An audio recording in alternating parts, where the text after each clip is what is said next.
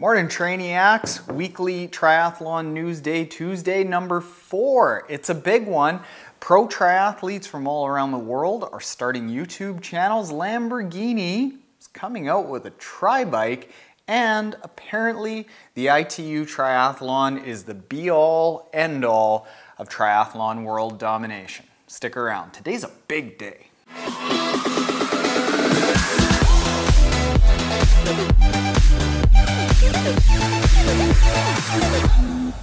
So what's up, triathletes? This is the weekly Triathlon News Day Tuesday. If you're new here, every single week for the last month and going forward, we have recapped what's gone on in the world of triathlon. And if you want to make sure that you get that, hit that subscribe button below. And with that, you will get a lot of triathlon goodness with our daily videos. Let's get into the news. It has been a very big week. Quite notably here on YouTube, we have had a number of triathletes start their own YouTube channel. Gwen Jorgensen, we already know about. Daniela Reef just posted her first video.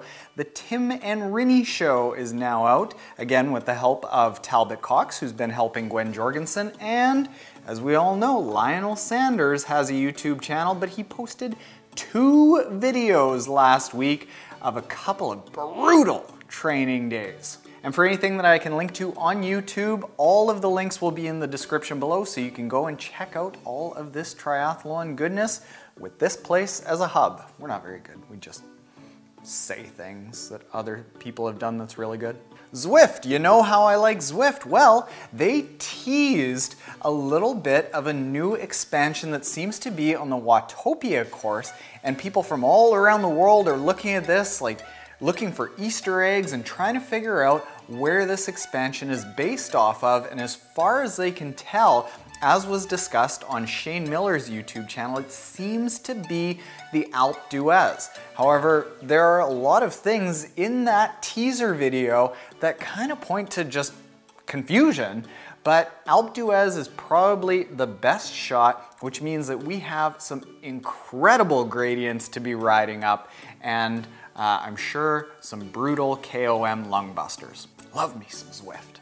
Lamborghini and Cervelo announced a partnership at the Geneva International Motor Show, where they will be producing a total of 25 P5Xs with a Lamborghini-inspired paint job. And having recently gone through the process of looking at the Ventum for a custom paint job versus the Ventum with a custom decal, I can imagine that the paint job on that P5X is pounds. Stay tuned for how I was able to get the Ventum looking so without adding really anything besides an ounce. The Super League Triathlon and ITU Triathlon last week signed a memorandum of understanding, which I want to say is just legalese for let's play nice together. You stay where you are, I'll stay where I am. And essentially the biggest part of it is that Super League will acknowledge that ITU Triathlon is the governing body for all triathlons, and they will abide by all ITU Triathlon rules. There can be only one.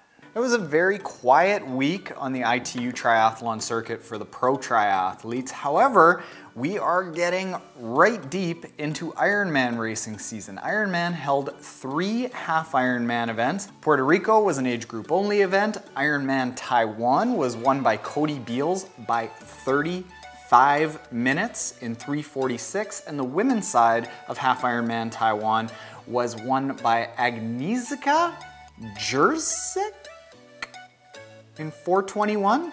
From Poland. That's as close as I got. The premier race for this week in half Ironman racing, however, was half Ironman Campeche down in Mexico, which I actually attended last year and got a 3rd-degree sunburn. The men's side was won by Terenzo Bozzone, who has won his 3rd race in 3 weeks, and he won it in 3:49.40. On the women's side, Canadian Heather Wurtele, shout out to the Wurteles, defended her title, winning in 4:17.23. Having been there last year, I can say that these are incredibly fast times, and it was a really competitive race. The bike course and the run are completely exposed to the elements, so you are just beaten down by sun all day. And then in addition to that, the competition got so much stiffer this year. Terenzo Bozzone had a real showdown with Mickey Weiss. He also had to deal with perennial favorites like Trevor Wurtele, Kevin Collington. It was a stacked field on the women's side as well. Heather Wurtele had to chase down Lauren Brandon, who ended up finishing second. She also had to bike away from Angela Nath and then run away from Lindsay Corbin. An absolutely stacked field, and it was really cool to follow along and see how much this race has grown over the course of just 1 year. Very cool town. Way to go, Campeche. Way to go, Terenzo. Holy crap. And Heather, you're just always good. And finally, to wrap up, let's talk about stories from the Trainiac community. I think this is everyone's favorite part. So let's get into the story from our man, Henry, the boat anchor Moyerman. Boat anchor will make sense in just a bit. Henry says, growing up, I was never an active guy. I didn't exercise or play sports, and I definitely did not pay attention to what I ate. Despite my lifestyle, I was skinny until I turned 21, but by then my habits had caught up to me and I gained 70 pounds. For years, I just learned to live with the weight, but it made me reclusive. I didn't want to go out where people could see me, and I hated having my picture taken. At 26, it was time to get my shirt together. I got really serious about my diet and I started lifting weights, walking, and I even tried rock climbing. I then ran 2 half marathons just a year after not even being able to run for more than a couple of minutes. Eventually, I managed to lose those 70 pounds. Right on, Henry. But at this point, I didn't know what the next step was. I was looking for something more. That summer in 2017, 2 of my friends told me I should look into triathlons, but it seemed like an impossible task. I was intrigued and I headed straight to YouTube. And I found Taren immediately and started binge watching his videos. Thank you, Henry. I'd never ridden a road bike in my life before last summer. I was terrible at first, but within a few weeks, I was loving going on long rides on the weekend. And I felt sexy in my Lycra. We all do. Last winter, I was able to do a 125-mile solo ride in 8 hours. It was exhausting, but so rewarding. And I wore my Trainiac kit the whole time. You look good? You're gonna perform good, Henry. And awesome on the 125-mile ride. I've never even done that. But then there was swimming. When I was 5, I almost drowned. Ever since, I've been terrified of the water. But learning about triathlon and Taren's difficult road into swimming changed me. If he could overcome his fears and become a great swimmer, why can't I? You need to assess your definition of great, Henry. I'm still learning to overcome my fear of the water, but I'm not giving up. If I can overcome this fear and learn to swim, I can do anything. When I look back at the weight loss and all of the amazing things I've done recently that I didn't think were possible, there's no reason to stop pushing myself. I have a North Star goal of an Ironman, but right now I have my eyes set on a sprint try. I will not give up, and once I get out of the water, it'll be just an easy bike and run. Taren helped me go from somebody who had lost weight and wasn't sure how to keep up the momentum to someone who is so proud to call himself an athlete. I can't thank him enough for everything he's given me. You are very welcome, Henry. Thank you. Maybe one day we can even race each other, though I'll never catch him. You'd be surprised how far you can come. You look good in that Lycra, and it'll make you about 15% faster. Sincerely, Henry, boat anchor Moyerman.